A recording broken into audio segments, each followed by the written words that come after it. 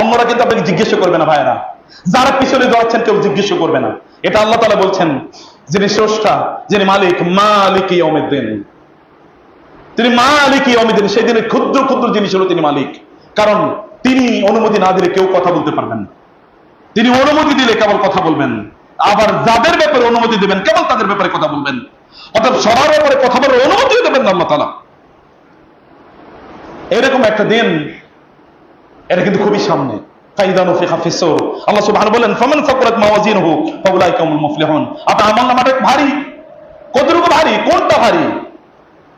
ডানেরটা ভারী নাকি বামেরটা ভারী? কোনটা ভারী?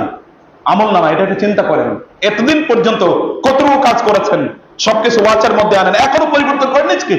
পরিবর্তনের সময় শেষ হয়ে যায় নাই, পরিবর্তনের সময় শেষ হয়ে যায় নাই, এখনো পরিবর্তন করুন আপনার নিজকে। আজকেই পরিবর্তন করুন, আজকেই ভাবুন আপনার যে লাইফস্টাইল যাচ্ছে সেটা কি জান্নাতের দিকে আপনাকে নিয়ে যাচ্ছে কিনা।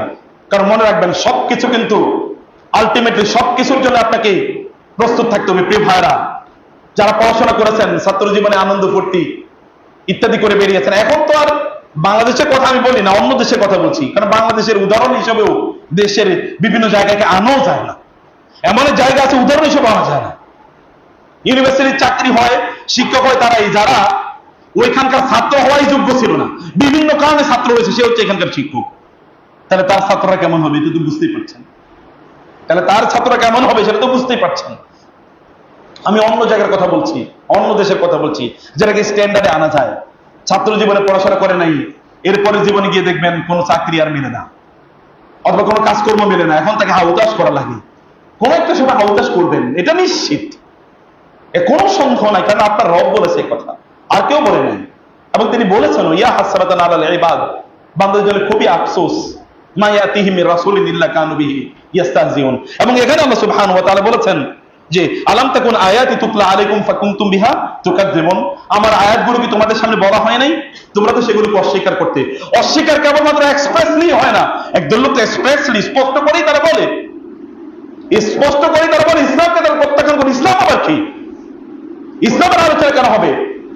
ইসলাম সম্পর্কে কেন কথা হবে? আমরা এখন মডার্ন পিপল, আধুনিক যুগে আমরা বসবাস করি, আমাদের জ্ঞান বুদ্ধি কি কম নাকি?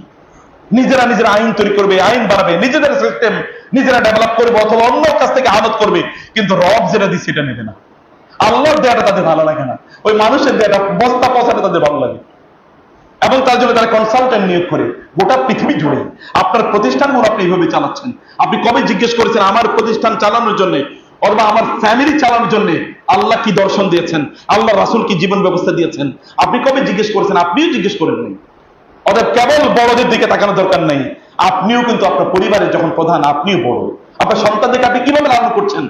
আমি কেবল বলছেন আপনি মাদ্রাসায় পড়ান না, আমাকে ডোন্ট মিসআন্ডারস্ট্যান্ড মি। আমি কেবল বলেন আপনি স্কুল কলেজে পড়ান, আপনি মাদ্রাসায় পড়ান না, স্কুল কলেজে পড়ান, তাতে আমার কিছু যায় আসে না। আমার যায় আসে যে ওরা কি করছে, ওরা কি পড়ছে, ওরা পড়ছে কি, এবং ওদের ব্যক্তিত্ব, ওরা যা পড়ে তাই তো তাদের ব্যক্তিত্ব তৈরি হয়, সেভাবে তাদের চিন্তা চেতনা তৈরি হয়। আমি তো কত দিনদার মানুষকে দেখছি তারা কাঁদছে কারণ তাদের সন্তানরা পথভ্রষ্ট হয়ে গেছে। Do something before it is late. আপনার সন্তান পড়ছে কি, বাসায় কি কি বই আছে, ওদের সময়টা কিভাবে কাটে, ওদের ব্যক্তিত্ব কিভাবে তৈরি হয়, সেগুলো সবকিছু ওয়াচ করা, চিন্তা করা, এটা আপনার দায়িত্ব। আদারওয়াইজ এরা কিন্তু আপনি শত্রু হয়ে যাবে, আদারওয়াইজ এর কারণে আপনি ফেল করবেন। দুনিয়াতে আপনি খুবই সফল, আপনি প্রচুর পরিমাণ করেছেন, প্রচুর করেছেন, কিন্তু আপনি আল্লাহ সুবহানাহু ওয়া তাআলার দৃষ্টিতে ফামান ওয়ামান খাফাত মাওয়াজিনুহু, আল্লাহ সুবহানাহু ওয়া তাআলা বলেছেন ফাউলাইকাল্লাযিনা খাসিরু আনফুসাহুম ফি জাহান্নাম খালিদুন। আর একদল লোক তারা এতটা চমৎকার ভাবে তাদের নিজেদেরকে তারা এবং তাদের ডিপেন্ডেন্ট যারা তাদেরকে তারা পরিচালনা করেছে, আল্লাহ সুবহানাহু বলেন ফাউলাইকা হুমুল মুফলিহুন, এরাই উলাইকা হুম। কোরআনের এই ভাষার অসাধারণ একটা মাধুর্য আছে এখানে, প্রায় এরাই এরাই এরাই এরাই মানে অর্থ।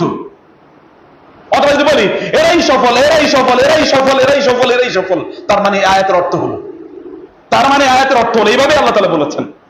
কিন্তু এটা হচ্ছে আল্লাহ তাআলা বলার স্টাইল, এটা হচ্ছে আল্লাহ সুবহানাহু বলার স্টাইল ফাউলাইকা হুম ওয়া মান খাফাত মাওয়াজিনুহু।